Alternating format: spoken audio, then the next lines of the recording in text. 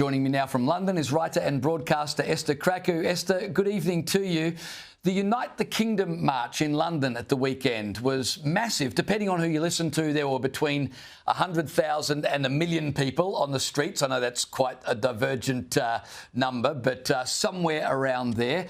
What were they protesting about, and how has Prime Minister Keir Starmer responded?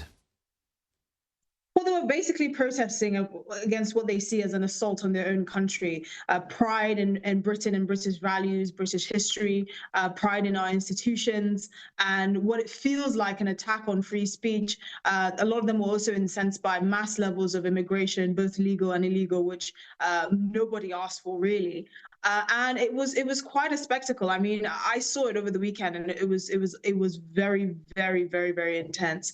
You saw many people of all different sort of race and creeds gathering together. There was a little bit of a scuffle between the police and some of the protesters, which ended up in a couple of dozen arrests. But Keir Starmer, who obviously had to fall on this one side or another, decided to fall on the left side of things and say, you know, he will not allow the British flag to be hijacked by far-right activists, which is an interesting quite comment, because if there are that many far-right activists in the UK, then we have a much bigger problem than we know of. And there were also parallels being drawn with, you know, why was there facial recognition technology at this year's Carnival festival in London, which is the largest street festival in Europe, which attracts over 1 million people, but this protest didn't have facial recognition for police. But the reality is, Carnival has a longer track record of just existing. Over the last few years, we've seen an escalation in violence, hundreds of arrests. The last Carnival a few weeks ago had over 500 arrests.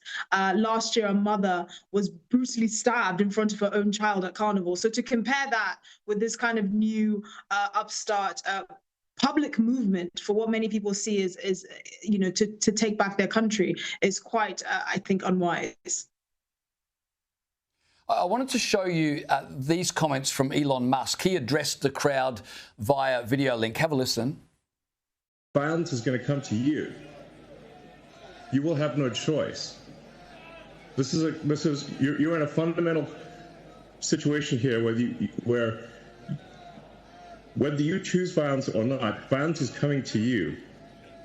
You either fight back or you die. You either fight back or you die. And that's the truth. Esther, those comments have been going around online. They sound quite incendiary. Give us some context. What was Elon Musk talking about? Well, he was talking about sort of the rise or the overreach of the British state, particularly when it comes to free speech, which Britain has basically become a laughingstock for the rest of the world.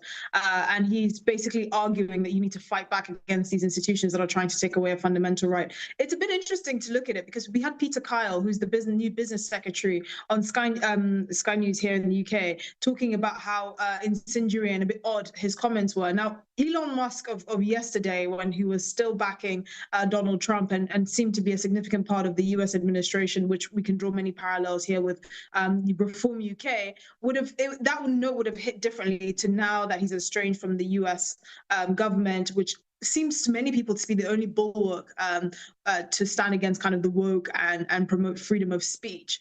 So those kind of two versions of Elon Musk are strange, because on the one hand, he doesn't have the same kind of sway, not being part of the US administration anymore under Donald Trump. But on the other hand, we know that he's very passionate about British political issues because he had a British grandmother. But I think the sentiment that free speech in this country is really under threat and that Britain has gone too far, and we've basically risked our standing as one of the first countries to actually guarantee free speech and a free speech tradition is completely spot on.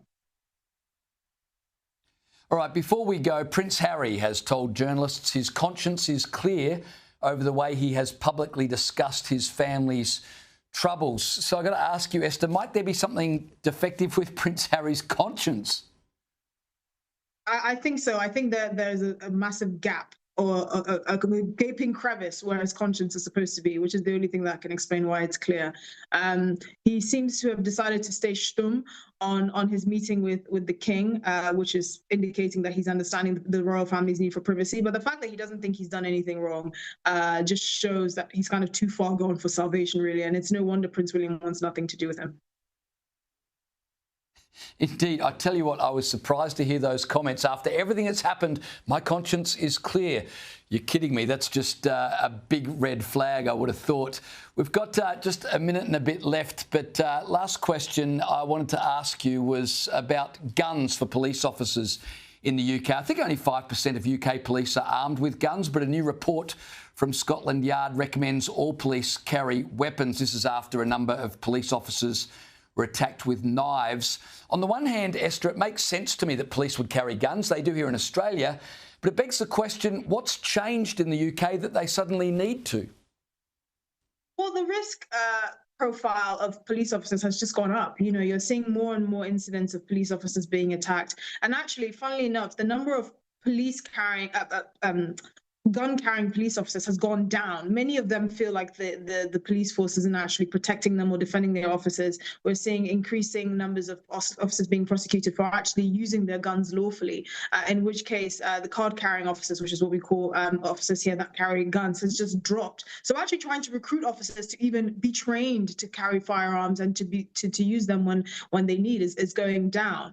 So it's kind of a double whammy. Unfortunately, the police feel less and less safe, but also they don't want to bother carrying guns, basically, because they feel like they're not being defended by their employers.